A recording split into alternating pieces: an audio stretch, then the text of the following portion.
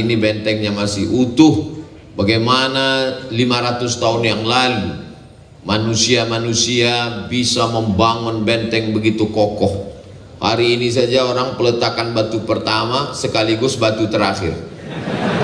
Siap menjaga benteng? Ya. Siap jaga masjid? Ya. Allahu Akbar. Allahu Akbar. Jangan lupa nikah. Amin. Itu juga benteng keimanan.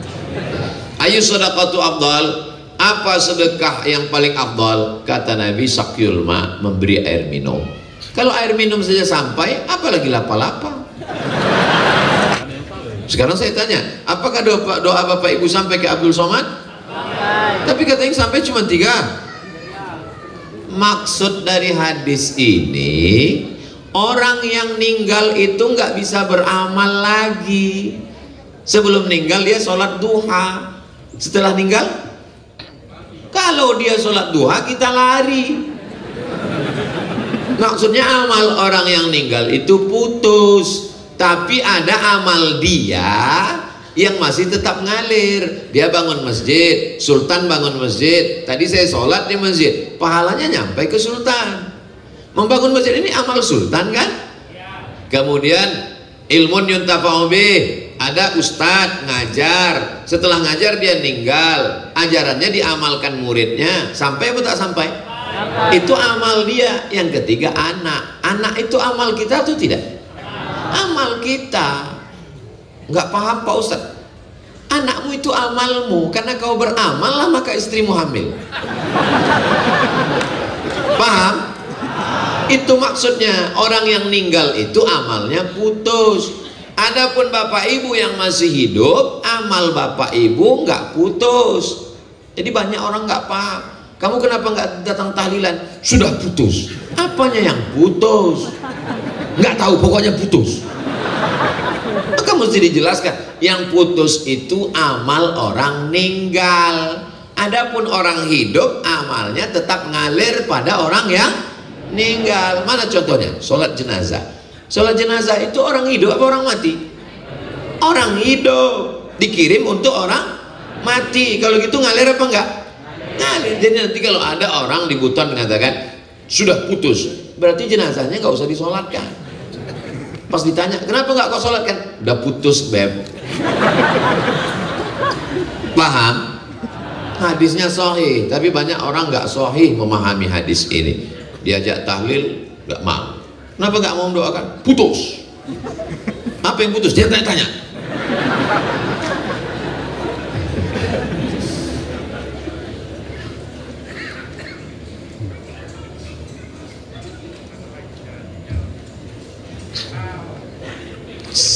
Bagaimana agar kita bisa menjadi pemimpin yang baik dan amanah? Ini nampaknya untuk Pak Wali.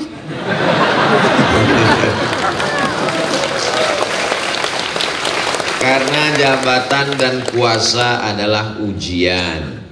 Banyak orang kalau meninggal katanya ujian, kalau sakit katanya ujian, kalau rugi katanya ujian, kalau jadi wali kota ujian.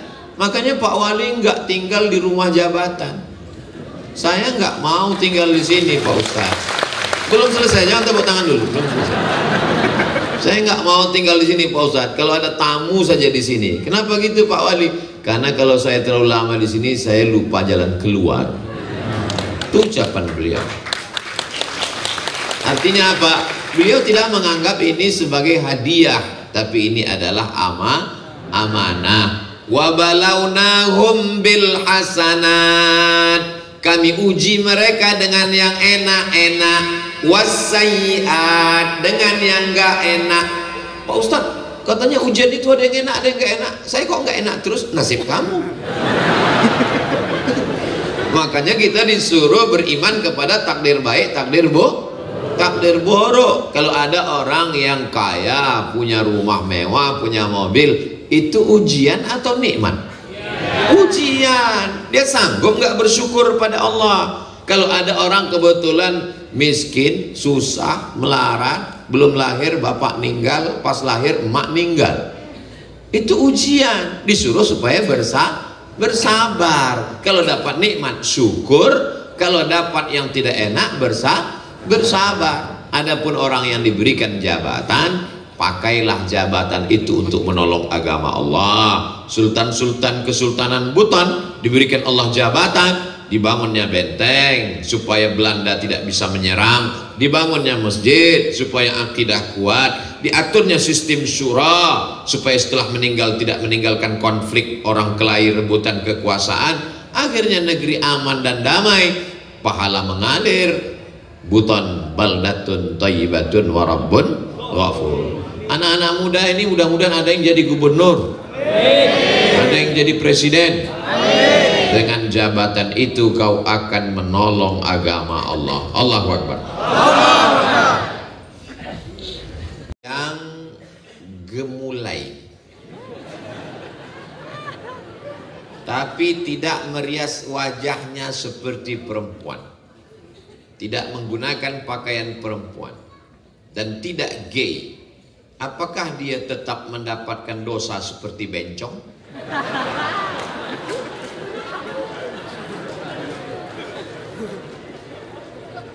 La'anallahul mutasyabbihin minar rijal bin nisa. Allah melaknat laki-laki yang menyerupai perempuan. Ada langkah sebelum, ada langkah setelah. Pada zaman Nabi ada seorang laki-laki memakai henna. Henna daun pacar. Kalau kami di Riau namanya daun inai. Kalau di Buton daun apa namanya? Patirangga. Itu ditumbuk, biasanya dipakai untuk menikah. Di zaman Nabi itu untuk perempuan, laki-laki nggak pakai. Lalu kemudian di zaman Nabi ada laki-laki yang memakai, dibawa ke Rasulullah. Kata Rasulullah, asingkan dia ke satu tempat bernama Naqi, tempat pemakaman Baqi, tempat pengasingan Naqi. Asingkan. Karena ini bisa menular. Itu lemah gemulai itu kalau kita berteman lama-lama bisa menular. Maka dia mesti diasingkan, dia mesti dikarantina. Tapi jangan satukan dengan karantina Covid. Tapi kalau dia sudah sampai pada tingkat melakukan hubungan homoseksual, maka ada hukuman yang jelas. Man wajadtumuhu ya'malu amala qaumi Lut. Kalau kamu dapati ada orang yang tertangkap melakukan perbuatan umat Nabi Lot, nama kampungnya Sadum, perbuatannya disebut dengan perbuatan orang Sadum. Maaf, itulah dia Sodom. Perbuatan orang Sadum, sodomi. Maka dinaikkan bagian kerak bumi ke atas, yang atas turun ke bawah. Ja'alna 'aliyaha safilaha. Kami jadikan bagian atas turun ke bawah, yang bawah naik ke atas. Amtarna alaihim, kami hujani mereka, bihijaratim, dengan batu, min sijilim mambud, dari api yang terbakar. Akhirnya mereka pun mati bergelimpangan. Salah satu contohnya adalah kaum-kaum homo yang membeku jadi batu di Pompei. Nah, ini semua menjadi iktibar pelajaran. Kalau dia tidak memakai pakaian perempuan, tidak memakai aksesoris perempuan, tidak operasi kelamin, dan dia tidak homo, seperti pertanyaan, hanya dia gemulai saja. Gak tahu entah kenapa dia gemulai. Mungkin terlalu banyak makan cendol, sehingga dia seperti tak bertulang. Dia gak apa-apa, tidak ada hukum bagi dia, karena dia tidak melakukan dua. Pertama, tidak menyerupai perempuan, dan tidak melakukan hubungan seksual sejenis. Nah, ini penting kita jaga. Makanya saya yakin dan percaya anak-anak muda di Pulau Buton tidak akan melakukan itu, karena masyarakat Buton ini masyarakat yang gagah dan perkasa. Seandainya orang Buton ini lemah gemulai, mana mungkin bisa bangun benteng terbesar di dunia, mengangkat batu. Jadi kalau ada yang lemah-lemah gemulai yang agak-agak ada tandanya, bawa ke sini, suruh dia memperbaiki benteng-benteng udah roboh. Kan? Insya Allah hilang bencongnya.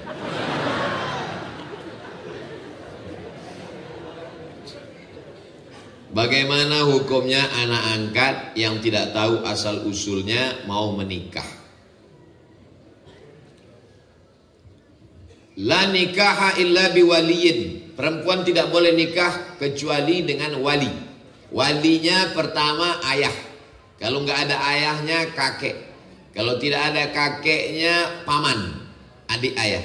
Kalau tidak abang ayah. Kalau tidak adik ayah laki-laki. Kalau tidak ada juga berarti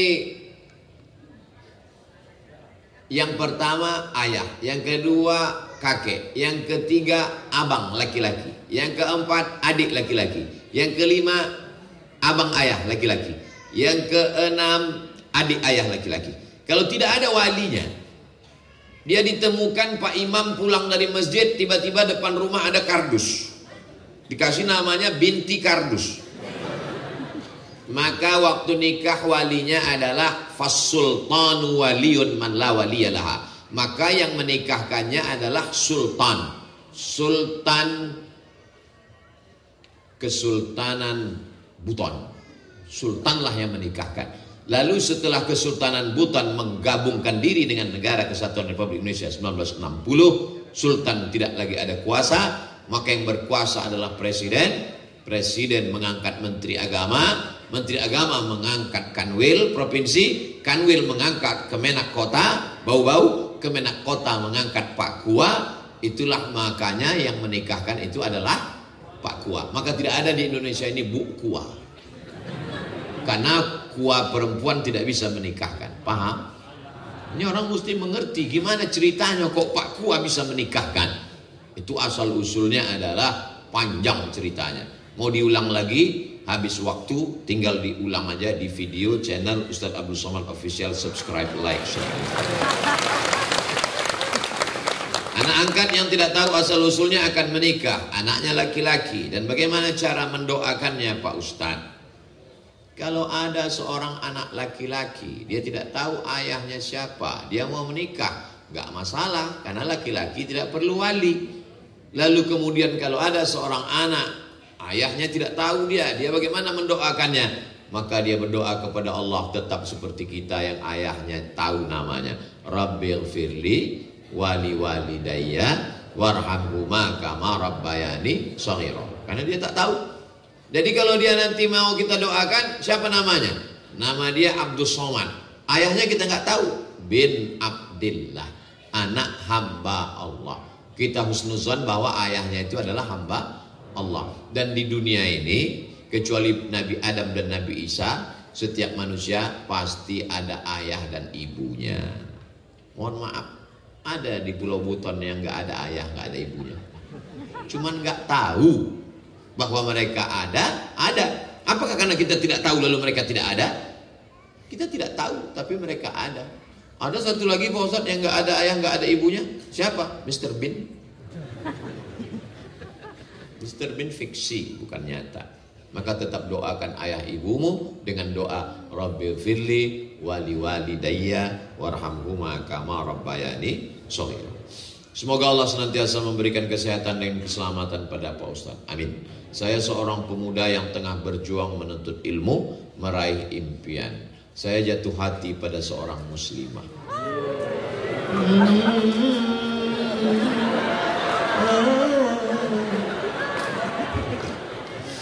Dan sadar kami memahami perasaan satu sama lain.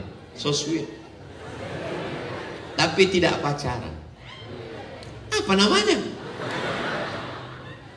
Kami tidak pacaran sebelum itu menjadi halal. Ustadz, saat ini telah memberikan isyarat untuk segera menghalalkannya. Namun saya rasa bahwa saya harus mempersiapkan segalanya.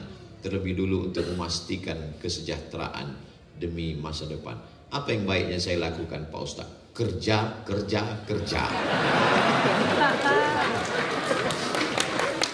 Kumpulkan modal dulu.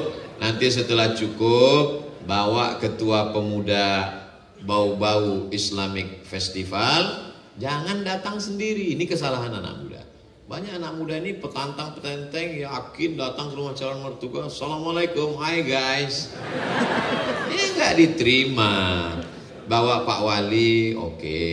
Bawa Pak Imam, boleh. Bawa Ustadz, ya bawa saya. Nanti saya yang diterima. Nah, sampaikan niat kami baik, Pak. niat kami ini baik supaya kami silaturahim ini tidak hanya sebatas bertetangga, berteman satu kota bau-bau, tapi lebih dekat daripada itu. Saya selama ini manggil bapak kan bapak, saya ingin manggil ayah. Rebutlah tepat di hatinya, dia akan jadi milikmu untuk selamanya. Jangan lupa doa, jangan hanya sekedar usaha. Jangan mentang-mentang sudah merantau nun jauh di Jakarta, Bandung, Surabaya, pulang ke bau-bau, bawa mobil mewah, bawa emas, begitu datang, Assalamualaikum Pak, Waalaikumsalam, peluk cipika-cipiki, maksud kami mau Minang, dia baru aja akad ahad kemarin. Itu rasanya melihat pantai laut bau-bau seperti permadani yang terhampar. Ingat, bunga bukan setangkai, kumbang bukan seekor. Patah tumbuh hilang berganti, hilang satu tumbuh seribu. Allahu Akbar. Semangat jomblo-jomblo nih Pak. Kalau ternyata tidak sesuai dengan skenariomu, kau tidak pernah buat salah, kau sudah berdoa kepada Allah, yakinlah Allah punya rencana yang lebih indah. Boleh untuk update status yang nanti. Mudah-mudahan adik-adik dipertemukan dengan orang yang baik-baik.